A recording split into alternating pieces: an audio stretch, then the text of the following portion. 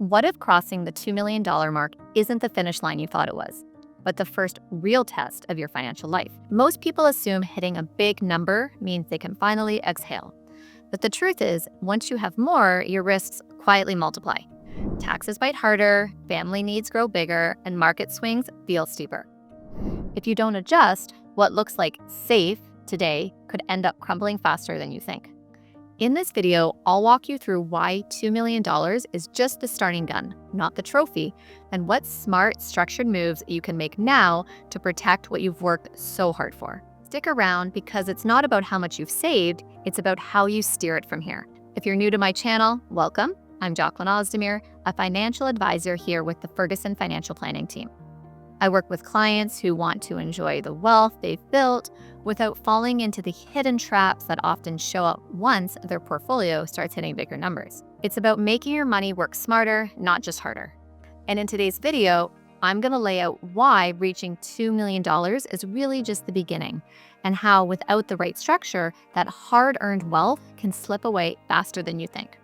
We'll talk about why $2 million changes the game, the sneaky threats that can drain your savings, how smart withdrawal strategies make a massive difference, simple moves to protect your legacy, and why retirement needs to be a plan, not a prayer. If you find this video helpful, be sure to hit the like button, leave a comment below, and don't forget to subscribe and turn on notifications so you don't miss a future video. All right, let's get into it. Folks often think that once they see that $2 million total, they're done.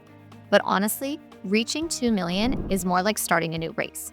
You feel that sudden sense of, whew, I made it, while also wondering if it could vanish too fast. The market moves are sharper now. A 10% drop on $2 million isn't just a figure on a screen. It's $200,000 less in your account. That can shake your nerves in a way a smaller dip never did. Plus, you may sense more requests coming your way, like family members needing help or big ticket support. A friend of mine, let's call her Diane, hit $2.3 million just before retirement.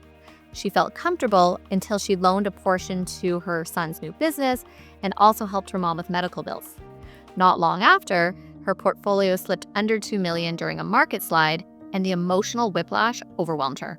She lost sleep, worrying if she had made a mistake. The good news is that with more at stake, you also have more ways to manage risk. You can set boundaries on family gifts or loans, build some liquid reserves, and plan your investments with less guesswork. The main point here, hitting $2 million doesn't mean you coast. It means you get to be more intentional, whether that's deciding how you'll respond to a downturn or how you'll balance generosity with security. Embrace the shift. It's real, and it comes with its own set of choices to keep your money working for the long haul. It sounds strange, right? $2 million is a nice sum, but in many situations, that number can shrink faster than you think. Taxes in Canada can get tricky. If your plan is to draw a hefty chunk each year, you might push yourself into higher tax brackets. That in turn might trigger old age security clawbacks. And once that threshold is crossed, you're basically giving up more money than expected. Another sneaky force is inflation. Even 2% a year left unchecked can gradually slice your purchasing power in half over a few decades. Groceries, property taxes, and healthcare keep edging up in price. Stretch that out over a 30-year retirement, and you realize that not all $2 million is created equally. Then there's the possibility of unexpected costs, like a sudden home repair or a family emergency. A friend of a friend needed a specialized health procedure that set him back nearly $80,000, mostly out of pocket. It rattled his finances because he never imagined such a big expense at that stage in life. So is $2 million still helpful? Absolutely, but it's only as secure as the plan behind it. That might mean securing some inflation-friendly assets or spacing out your withdrawals in a way that avoids big tax bumps. A little coordination on how and when you tap that money can preserve more of what you've saved. Without that care, you'll see how quickly $2 million can turn into $1 million. Next up is the meat of it all, setting up a careful withdrawal approach. This is about more than picking an amount each year. It's about choosing what type of account to draw from, when to do it, and how to keep your overall taxable income steady. If you only pull from a registered account like a RIF, you can end up forcing yourself into a bracket that erases key benefits. But if you blend withdrawals, maybe a bit from TFSAs and a bit from your non-registered funds, you might stay in a friendlier zone. I worked with a couple named Greg and Emily who saved around $2.4 million together. They decided to pull modest amounts from their RSPs starting at 64. Then they delayed their CPP a few years. By the time they turned 70, their government benefits were larger and their RSP balances were lower, which meant forced withdrawals didn't spike their income.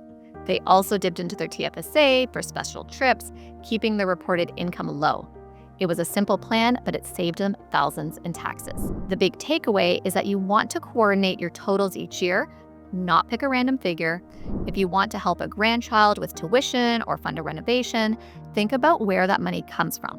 It's not just about having enough, but about minimizing the slice taken away by taxes.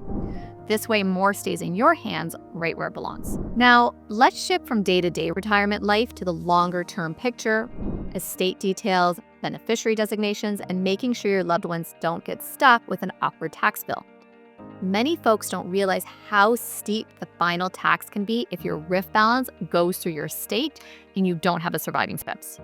You could see a big portion taxed in one shot, shrinking the inheritance left for children or other heirs. Martin is someone I met, and I remember he waited on withdrawals because he disliked the idea of paying any tax early. Then by his late 70s, he was forced to take large sums from his RIF that pushed him into a higher bracket. He ended up paying more in those final years than if he had taken a slow and steady approach earlier.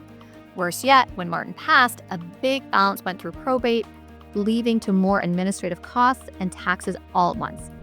This is why a well-structured estate plan goes hand in hand with a smart drawdown plan. If you suspect you'll eventually pay a hefty tax, maybe start transferring some money out in smaller chunks. Some folks take it a step further, gifting or setting up funds for family while they're still alive. Either way, the goal is to avoid big hits that happen when there's no plan. You've worked hard for that money, and it deserves a smoother transfer rather than a last-minute scramble. At this stage, you might be asking, so how do I juggle all these moving parts? Let me explain. When you step into that $2 million bracket, your retirement approach needs both vision and flexibility. You start by mapping out your must-haves, the monthly living expenses, the joys like travel, and even the gifts you want to pass along. Then layer in what-ifs, such as market slumps or medical events. Check how you'll respond if the market drops 10% next spring. Which account supports you if your house needs major repairs early next year. It helps to visualize on a simple chart. Income sources on one side, essential costs and wish list items on the other. Match them to see any shortfalls or potential surpluses, then consider taxes. If you're regularly in a higher bracket, can you tweak your withdrawal sources so that your official income remains at a calmer level? That's how you keep more in your pocket. I know a woman who decided to funnel more savings into her TFSAs and non-registered accounts before drawing large RIF amounts. That meant she could manage her official taxable income more strategically. Sure, she still paid taxes, but not at the rate she would have if she had yanked it all from a single registered source at once. She had cash readily available when she wanted to help her granddaughter with an overseas study program. No stress, no big tax bump. When all the pieces click together, you see a real synergy. You guard your money, reduce headaches, and stay flexible. Then retirement feels less like a roller coaster and more like a well-planned journey. Finally, let's address the reality that retirement isn't a static phase. Things shift, you might change your living situation, downsize your home, or even pick up a side gig that you enjoyed. Not to mention, laws around taxes, benefits, or investment vehicles can change over time too. That means your plan isn't a one and done kind of thing. It's an ongoing conversation with your future self. The best part of having a solid framework is that you're in control when life tosses you curveballs. If you decide to move closer to your family, you already know how that might impact your finances. If a new government rule changes the way RIF withdrawals work, you can tweak your approach.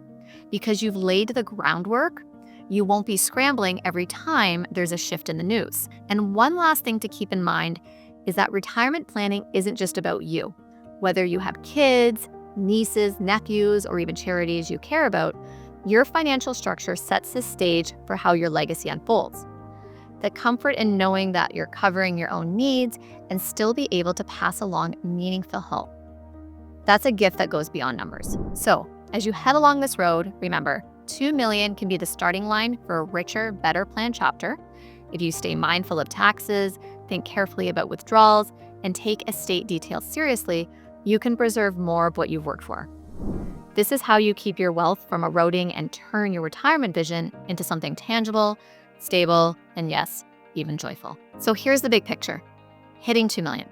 It's an incredible milestone, but it's also when you stop playing checkers and start playing chess with your money. We talked about how market swings, taxes, inflation, and life events can all chip away if you're not ahead of them.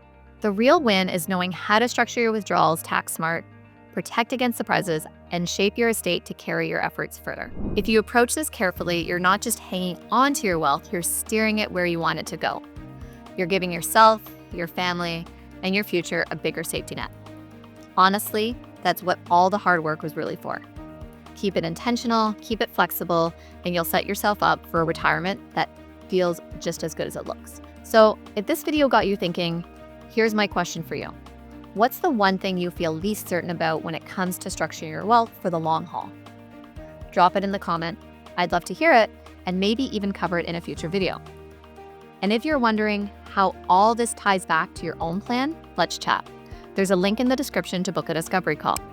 We can walk through your situation and see if there's room to tighten things up. If you found this helpful, and I hope you did, hit the subscribe button and tap the bell. That way you'll catch all the new videos when they're posted. Thanks for hanging out with me today, and I'll see you next time.